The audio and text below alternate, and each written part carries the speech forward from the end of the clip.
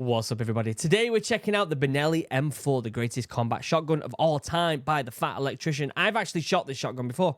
I've actually used it. I've actually been on the range with it. I've had some fun with it. And so this is going to be a super interesting video for me to watch as someone who has actually had experience. Don't play yet. Don't play yet. Experience with this video. And who better to tell me about it than the Fat Electrician, whose storytelling is absolutely fantastic. As always, if you want to watch the original video, it'll be down in the description below, as it always is. This is a great shotgun. It's really fun to shoot. Like I said, I've used it before. I shot it during pre-deployment training for the Royal Marines Commandos. Had a bunch of fun with it. It genuinely is a really, really good bit of kit. I don't know much about the rifle itself, apart from, you know, maintenance and use. It'd be interesting if he gets into kind of like more stories with it, a bit of history with it, all that good stuff. That's the kind of stuff I'm hoping to get from the Fat Electrician.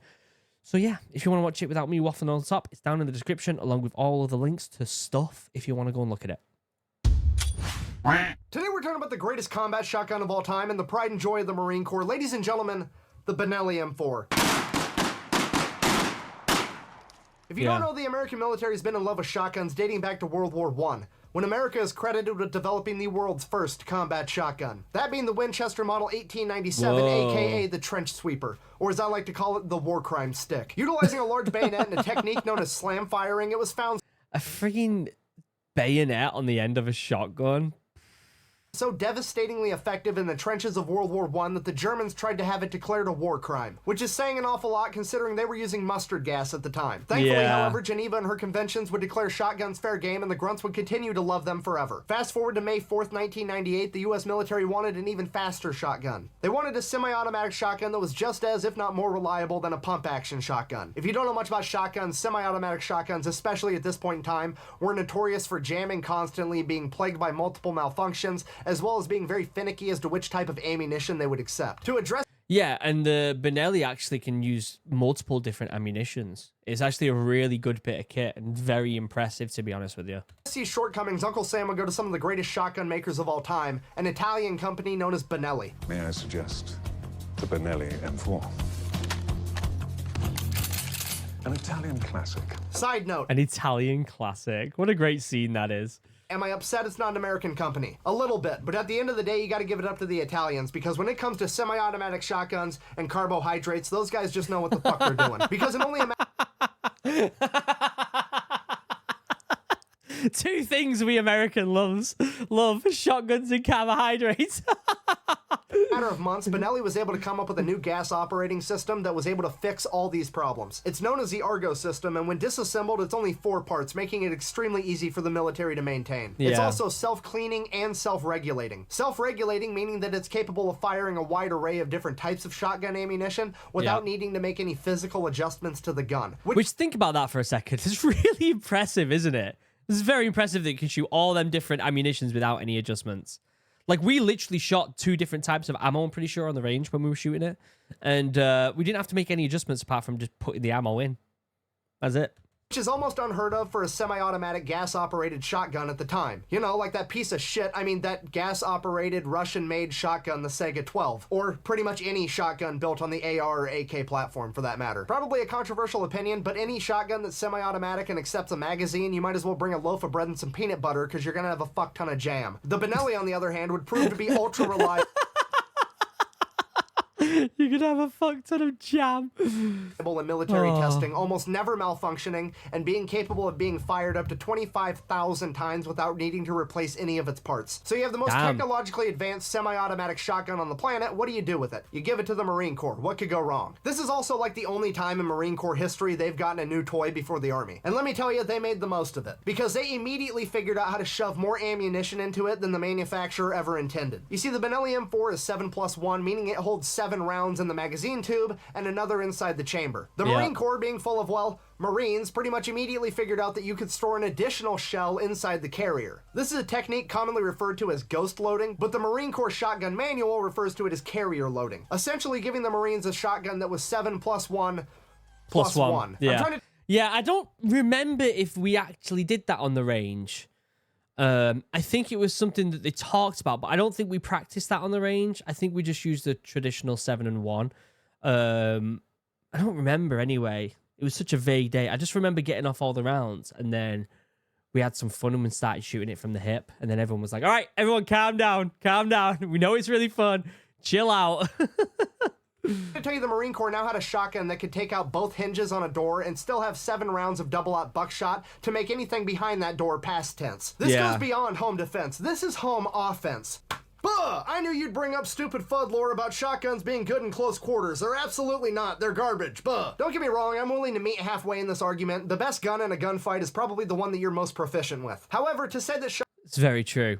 It's very true. That's why I am most proficient with the SA-80 A2.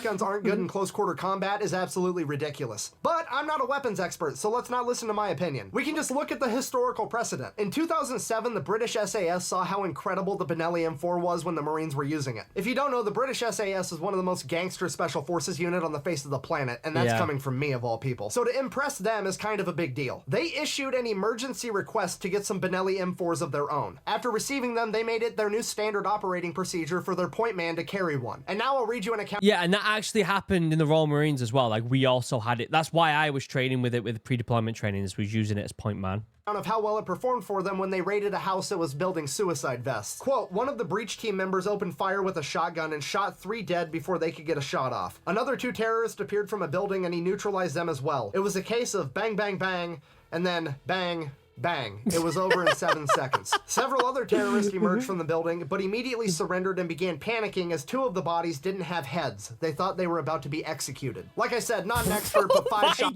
Oh my god, that's brutal. Shots fired, 5 dead bodies, and only 3 heads sounds pretty effective to me. It Yeah. also brings a whole new meaning to the phrase, I got your nose. As much as I would love to read you an account like that from the Got your nose. Got your face. Marine Corps, not many of them exist. And that is because the higher-ups in the U.S. military at some point decided that shotguns should only be used on doors and not people. So if and when they were used in close quarters combat, nobody really reported on it. However, I've asked an awful lot of Marines, and their sentiment is almost always the same. They absolutely love the Benelli M4. And to quote one of them, yeah, we were only supposed to use them on doors, but you'd be surprised how many doors over there had beards and were wearing sandals. In conclusion, the Benelli M4 is the greatest combat shotgun of all time. If you disagree, feel free to let me know in the comments section down below. Best way to support the channel is go buy some merch at thefatelectrician.com. Quack bang, out. Great video. A short video for the Fat Electrician. I know that he commented on my video on Friday where I did one of his long form videos, and he's like, look, I'd love for you to react to some of my other long form ones. Maybe we will later this week. Let me know what you think in the comment section. The Benelli M4 is just...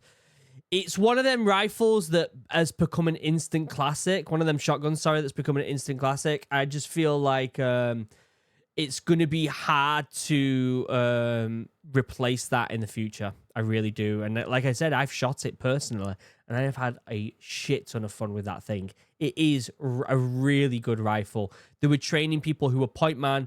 You got to remember pre-deployment training for Herrick 14 at the time, even though I didn't get sent out, which I was really pissed off about. All patrolling was single file because of IEDs. And so point man had a Benelli M4. I don't know whether it changed when they actually got out there, depending on supply and demand. I know the intentions with pre-deployment training is that they were training on them, and that's why that we needed the trainings, because everyone's supposed to have it. You know what it's like when you go out though. Things change. Equipment is not as you know. I don't know. Things are different when you actually go out on service. You know, actually go out and get boots on the ground. Sometimes you're not able to get the weapons that you want and stuff. So yeah, I know that we did it in pre-deployment training. I don't know whether they actually did it in real time in Herrick 14. Let me know what you think in the comment section down below. Have you shot the Benelli M4? I would love to know your opinion down in the comments. Link to the original video down below. If you're not subscribed to the Fat Electrician, then I don't know what the fuck you're doing on YouTube, to be honest with you. So go over there. It'll be linked down below. Until next time, I love you all. Have a wonderful day. Goodbye.